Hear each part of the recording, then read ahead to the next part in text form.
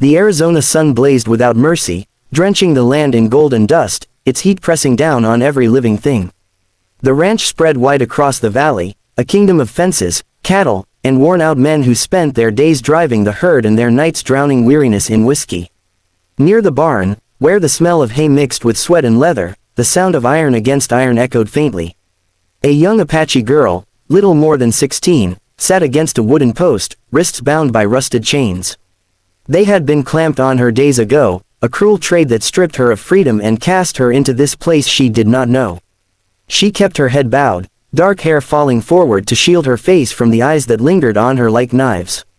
The ranch hands walked past her, some with smirks curling on their lips, others muttering words under their breath. To them, she was less than human, a piece of labor or punishment they did not understand but found amusement in.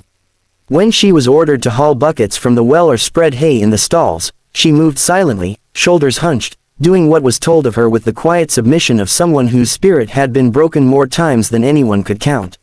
She did not speak, she did not look up. The weight of her silence was heavier than the chains themselves. Samuel Briggs watched her from the porch that overlooked the ranch yard. His hands rested on the railing, calloused fingers tapping against the wood as if each beat helped him measure his unease. He was a widower, a man hardened by years of struggle, with lines carved deep into his face by loss and survival. When she was left on his land as a payment for another man's debt, he had not objected aloud. His life had taught him to bear what came, no matter how wrong. Yet every night since, he had walked past the barn and heard the faint cries muffled against straw, the sounds of a girl trying to smother her pain where no one could hear. It unsettled him, more than he cared to admit. That afternoon, the sun seemed crueler than usual, the dust rising in thick clouds as the ranch hands moved about their work. The girl had been sent to fetch water from the well. The bucket she carried was nearly half her weight, the iron handle digging into her hands. Her steps faltered, her knees buckled, and with a dull crash, the bucket hit the ground, spilling water into the dirt that drank it hungrily. The men nearby laughed at her, their voices sharp and cutting. "Wild thing can't even carry a bucket," one of them sneered. Another kicked dirt toward her, and she lowered her head further, pressing her forehead into the dry earth, as though trying to disappear. Samuel's jaw clenched as he watched from the porch. There was something in the sight of her bowed head that struck deep in him, stirring an ache he thought had long died. He remembered his wife, long gone now, who had faced hardship with the same silent endurance, who had bowed her head only to rise again with quiet strength. The resemblance was too sharp, the injustice too bitter. He could not bear it. The sound of his boots crunching against the earth silenced the laughter around the barn.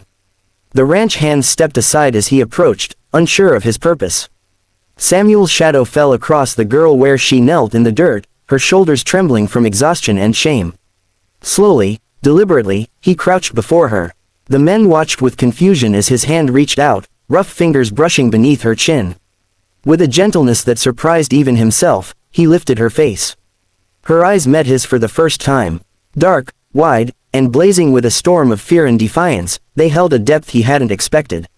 For a moment, time slowed, the ranch yard fading away. Until there was only the weight of that gaze.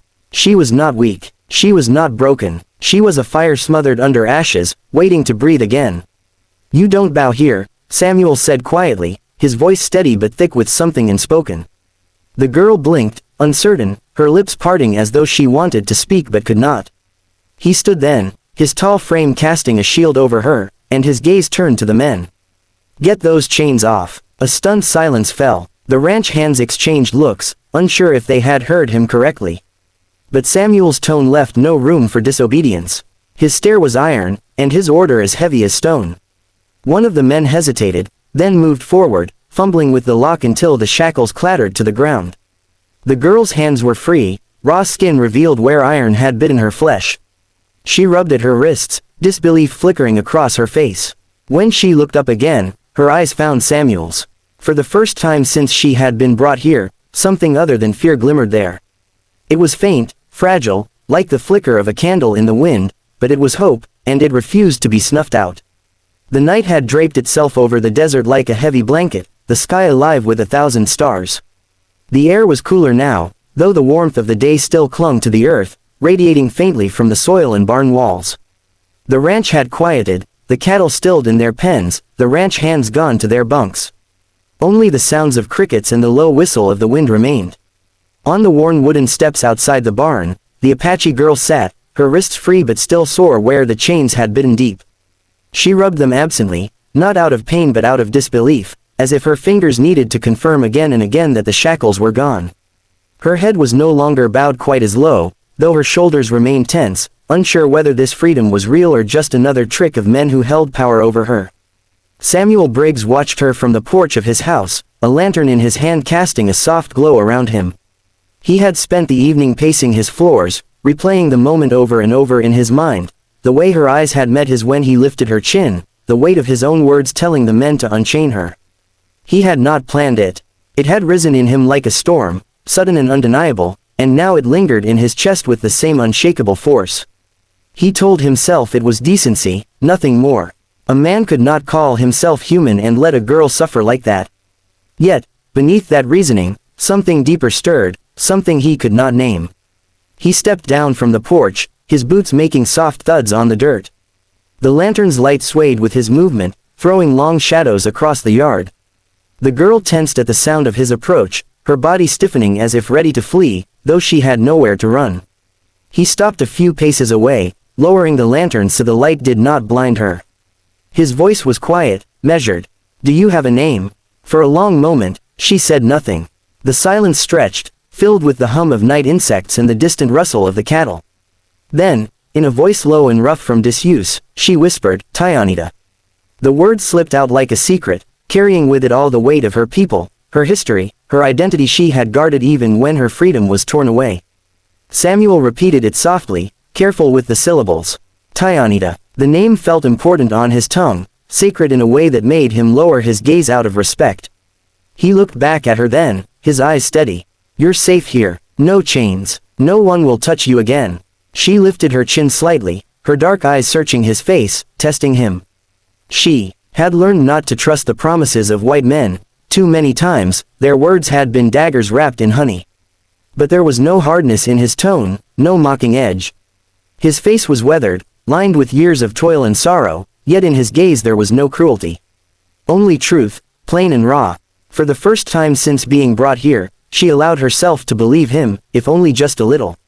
Her posture shifted, she straightened her back, her head rising higher until her face was fully visible in the glow of the lantern. The gesture was small, but it was not lost on Samuel. It was not defiance but reclamation, a fragile beginning of dignity returning to her. He felt something stir in his chest, a mixture of awe and sorrow, realizing how much had been stolen from her, and how much of it could never be given back. Without another word, he set the lantern down and eased himself onto the step beside her. The boards creaked under his weight. They sat in silence, side by side, the space between them charged but not uncomfortable.